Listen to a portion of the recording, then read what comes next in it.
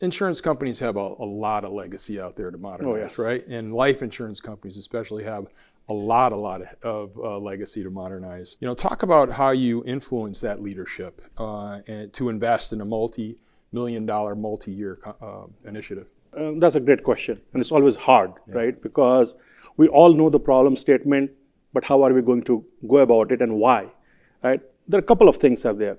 First is that do the leadership of the organization see the future, right? That's a softer side of it.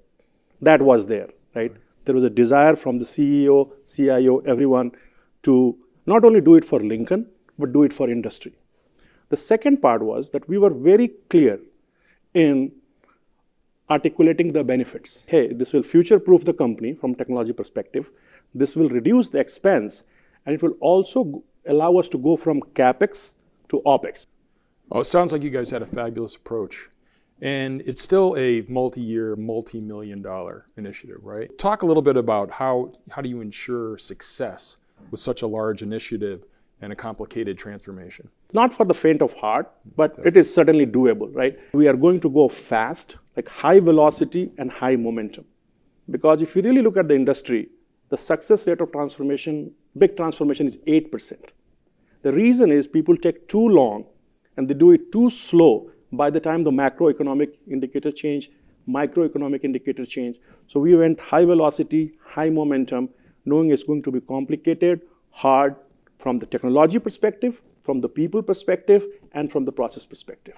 Right? So you bring up the challenges, and I know there were probably many. Yes. So talk a little bit about some of the bigger ones that you had to deal with for those that are watching. Because absolutely, most critical piece, right? So I think sometimes as a leader, we focus too much on technology and less on people.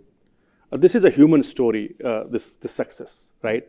There's 1,000 people working for 2 years, right? We have 8 main partners. So first thing was the organizational complexity, right? Just within Lincoln, we have multiple departments. How do we bring them together? Then all these 8 partners, main partners, how do we bring everyone on the same page all the time? And that has to happen from top to bottom. So that social engineering was the first key to the success, that everyone was together, they knew their role, responsibility, and they knew that we cannot say whose problem is this. We're all in this together. That's the first piece. Absolutely. I did a report not too long ago where I interviewed 13 insurers that had either just completed a modernization effort of some kind or were in the middle of it. And it was the interesting data point I got was not one of them had gone to the senior leadership to say there was a definitive ROI. But another common theme with the insurers that had great success stories was culture. Yes, right? Culture. And that cultural transformation that they had to embark on in order to make that successful. So talk a little bit about your cultural transformation, how you got everybody on board, top down. Yes, right? Couldn't agree more, right? Right. So I'm representing Lincoln, right? But if you really think about it, it's a body of work, right? Where Lincoln leadership from CEO, CIO, this side of the house, the business side of the house, right? They all were very supportive of this venture, right? Then this 1,000 people who have been working for 2 years, day, night, weekends, right? That's really a very different culture because it's not a typical project, right? You don't know what you don't know.